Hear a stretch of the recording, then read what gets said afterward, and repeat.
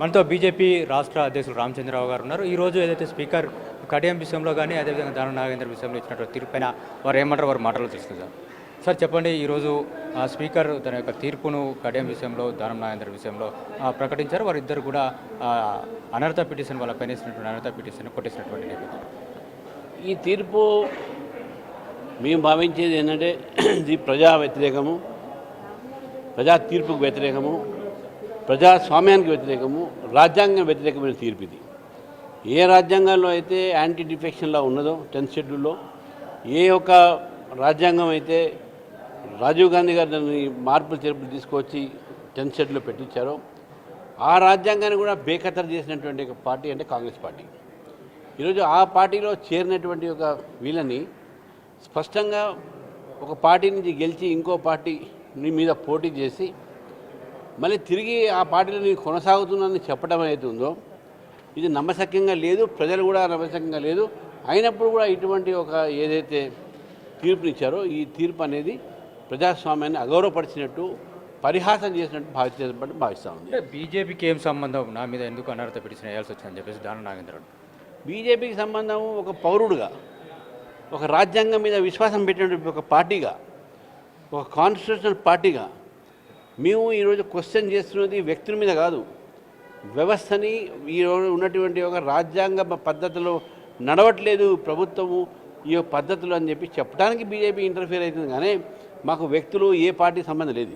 ఇది ఆధారాలను చూసి చట్టాన్ని పరిశీలించిన తర్వాతనే ఈరోజు స్పీకర్ ఆ తీర్పును ఇవ్వడం జరిగిందని చెప్పేసి ఈరోజు ఎవరైతే అనర్హత వేటును ఎదుర్కొన్నటువంటి ఎమ్మెల్యే ఉన్నారో వాళ్ళు చెప్తున్నారు. అలా పక్షాన తీర్పు ఉంది కాబట్టి వాళ్ళు ఎన్నైనా మాట్లాడతారు. కానీ ప్రజలు చూశారు కదా, మీకు అసెంబ్లీలో ఒక సింబల్ మీద ఓటు వేశారు, 6 నెలల లోపల వేరే సింబల్ మీద మీరు పోటీ చేశారు. మరి ప్రజలు స్పీకర్ గారి కంటి మీద కట్టి ఉండొచ్చు, కానీ ప్రజల కంటి మీద కట్టు లేదు కదా. ప్రజలు స్పష్టంగా ఏమైనా చూస్తూ ఉన్నారు.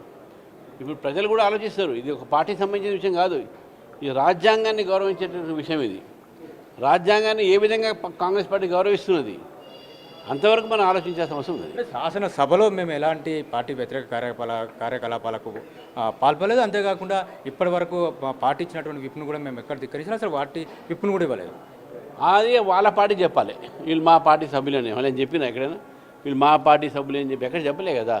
అది వాళ్ళు చూసుకోవాలి. వాళ్ళ పార్టీ మాకు కాదు అని చెప్పినప్పుడు స్పష్టంగా వీడియోలు, వాట్సాప్లు, సోషల్ మీడియాలో కనబడుతున్నప్పుడు దాన్ని పరిగణన తీసుకోకుండా ఏది కూడా స్పష్టంగా ఉన్నటువంటి ఒక ఏదైతే సాక్ష్యాలు ఉన్నాయో, డాక్యుమెంట్స్ ఉన్నాయో, రికార్డ్స్ ఉన్నాయో దాన్ని కూడా పరిగణనలో తీసుకోవాలంటే కేవలం కాంగ్రెస్ పార్టీ కనసేగల్లో ఇది నడుస్తుందని చెప్పేసి భావిస్తాను. కాంగ్రెస్ పార్టీ యొక్క ఆదేశాల మేరకు ఈరోజు స్పీకర్ ఆ నిర్ణయం తీసుకున్నారని చెప్పేసి మీరు అంటారు. Yes, exactly. ఆ కనసేగలతో స్పీకర్ ఆ డిసిషన్ తీసుకున్నారు, ఇండిపెండెంట్ డిసిషన్ కాదని చెప్తాను.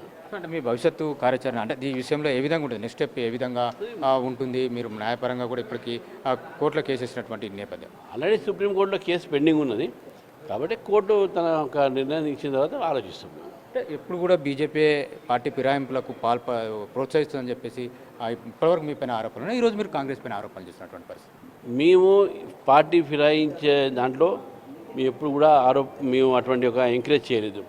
మా దగ్గరికి ఎవరు వస్తారంటే తప్పకుండా మేము తీసుకుంటున్నాం, లేదని కాదు. కానీ మనం రిజైన్ చేసి తర్వాత వాళ్ళు పార్టీ మళ్ళీ గెలిచి తీసుకోవాలి.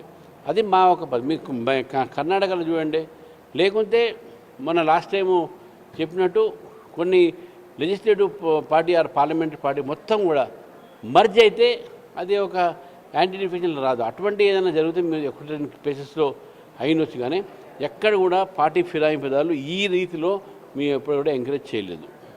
ఇది రామచంద్రరావు గారు చెప్తున్నటువంటి విషయం. కాంగ్రెస్ కను సైకిల్తోనే ఈరోజు స్పీకర్ తన యొక్క తీర్పును వెలువరించారు. ఇది ప్రజాస్వామ్యానికి వ్యతిరేకమని చెప్పేసి వారు అంటున్నారు. కెమెరామెన్ సుభాష్తో మహేష్, ఎన్టీవీ, హైదరాబాద్.